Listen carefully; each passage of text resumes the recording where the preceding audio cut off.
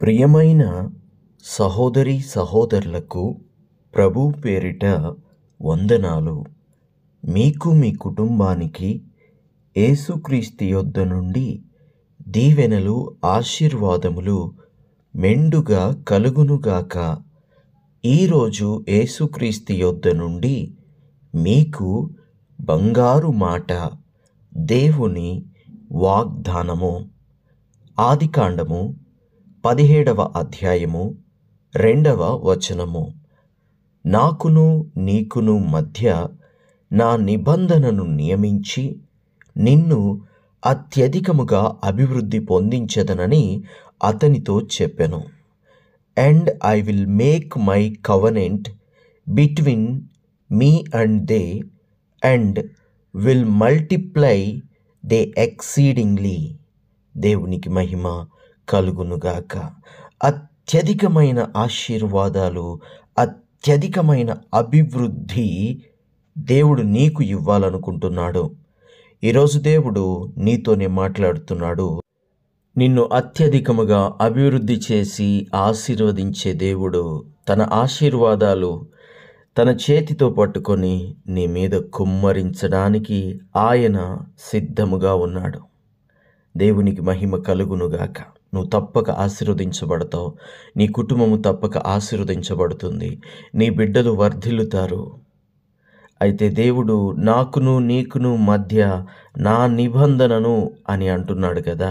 మరి ఏమిటి నిబంధన అంటే, ఆయనే నీ దేవుడు, ఆయనే నీ ప్రభువుగా ఉన్నప్పుడు, ప్రతి విషయము ప్రార్థనాపూర్వకముగా ఉన్నప్పుడు, ప్రతి విషయము వాక్యానుసారంగా ఉన్నప్పుడు, ప్రతి విషయము దేవుని మీద ఆధారపడి ఆయన మీద ఆనుకునేటువంటి వారిగా ఉన్నప్పుడు, ప్రతి విషయంలో ఆయనకి అధికారం ఇచ్చినప్పుడు, ప్రతి విషయంలో ఆయన పెత్తనము నీ మీద నడిచినప్పుడు, ఎందుకంటే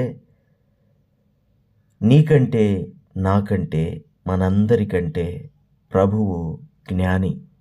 దేవునికి స్తోత్రం. మనకి ఏమాత్రం తెలుసు, మనం ఎంత, మన జ్ఞానం ఎంత? మహా అయితే ఇప్పుడున్న వాళ్ళల్లో మహా ఎక్కువ వయసున్న వాళ్ళంటే ఒక 100 సంవత్సరాల వయసున్న వాళ్ళు ఉంటారా? కానీ ప్రభువుకి కొన్ని వేల సంవత్సరాల వయసుంది. నీకంటే నాకంటే ఆయన ఎంతో అనుభవం గలవాడు. నీకంటే నాకంటే ఆయన ఎంతో జ్ఞానము గలవాడు. కాబట్టి ఆయన అధికారానికి ఒప్పుకోవాలి. ఆయన మన మీద పెత్తనము చేయడానికి మనం ఒప్పుకోవాలి. ఆయనకు మనము లోబడాలి, విధేయత చూపించాలి. ప్రార్థనాపూర్వకముగా ప్రతి విషయము ఉండాలి, వాక్యానుసారముగా ప్రతి విషయము ఉండాలి. అప్పుడు తప్పక దేవుడు అత్యధికమైన ఆశీర్వాదాలతో అభివృద్ధి పరుస్తాడు. దేవుని బిడ్డ, ఆయన రక్తాన్ని మనం నమ్మితే కృపలోనికి ప్రవేశిస్తాం. దేవునికి స్తోత్రము కలుగునుగాక. ఇప్పుడు కృపాకాలం నడుస్తుంది. దేవుడు ఇంకా అధికమైన కృపలోనికి మనల్ని నడిపిస్తాడు. ఇప్పుడు మనము కృపాకాలంలో నడుస్తున్నాం. ఆయన రక్తము పరిశుద్ధమైనది, ఆయన రక్తము పవిత్రమైనది. ఆ రక్తము ప్రతి పాపమును కడుగుతుంది. ఆ రక్తము ప్రతి మనిషిని పవిత్రుని చేస్తుంది.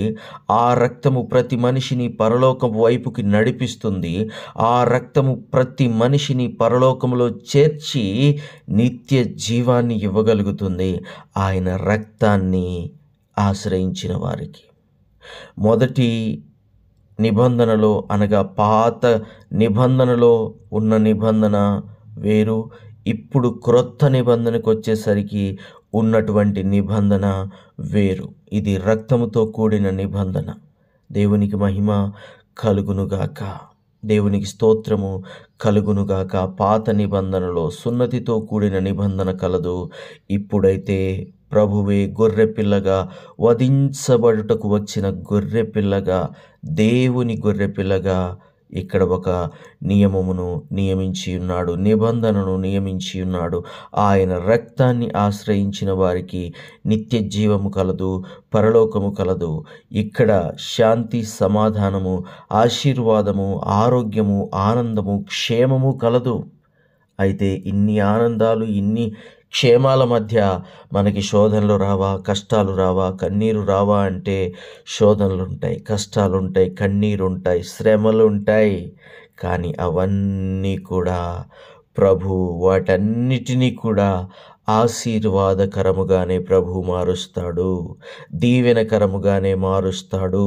ప్రతి కీడుని ఆయన మేలుగా మారుస్తాడు, ప్రతి చెడుని ఆయన మంచిగా మారుస్తాడు, ప్రతి అవమానాన్ని ఆయన ఘనతగా మారుస్తాడు, ప్రతి నిందకి ప్రతిగా పూదండనిస్తాడు. దేవునికి స్తోత్రం. అధికముగా శోధించబడుతున్నారా? అధికమైన కరువుల, అధికమైన కష్టాల, అధికమైన శ్రమల, అధికమైన శత్రువుల, అధికమైన దురాత్మల చేత పీడించబడుతున్నారా? అయితే ఇంతవరకు మీరు క్రీస్తులో లేనివారైతే క్రీస్తు వైపు చూడండి.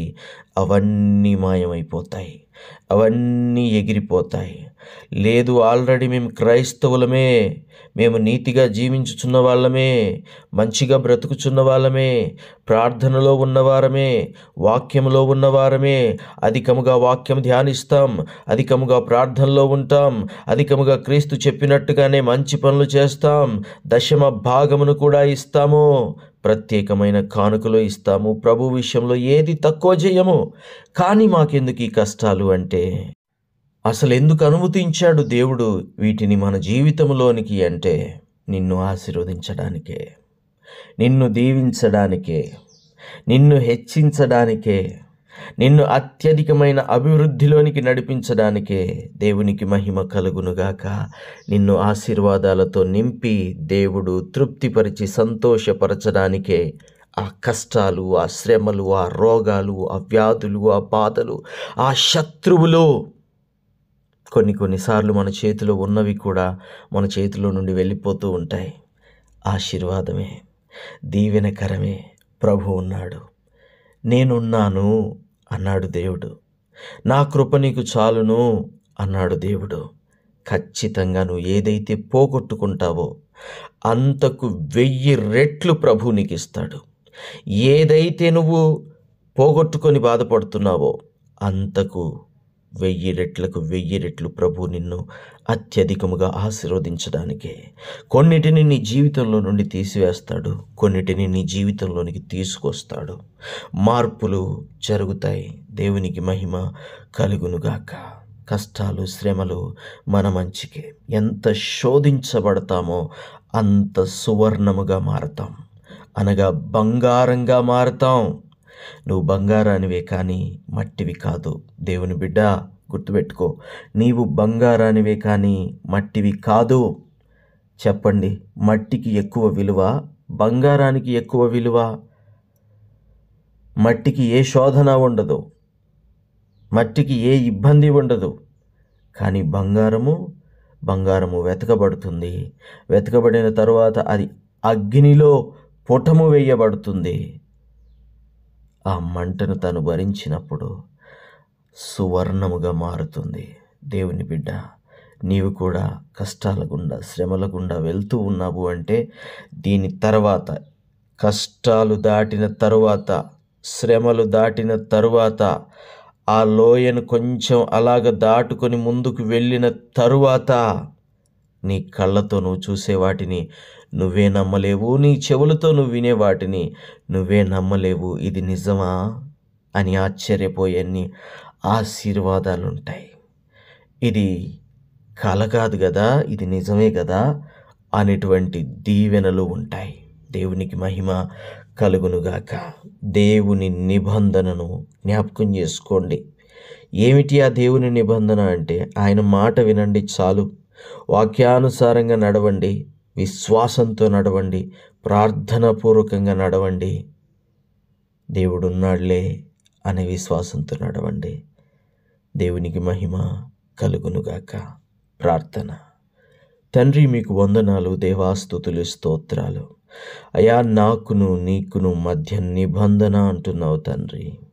నీ మాట కాదు అని నీ మాట వింటూ, నీ మాటనే వింటూ నీ చిత్తాన్నే చేయడమే నువ్విచ్చే మాకు నిబంధన తండ్రి, నీ నిబంధన ప్రకారముగా నీ నిబంధనలోనే నడుస్తూ నీ మాట వింటూ నీకు లోబడుతూ జీవించే జీవితము దయచేయండి దేవా. నువ్వు అన్నట్లుగా అత్యధికముగా అభివృద్ధి పరిచి ఆశ్చర్య కార్యాలు జరిగించి ఆశీర్వదించి దీవించుమని యేసయ్య శ్రేష్టమైన దివ్యమైన త్వరలో రానై ఉన్న నజరేయుడైన యేసుక్రీస్తు నామములో అడిగి వేడుకొనుచున్నాము తండ్రి.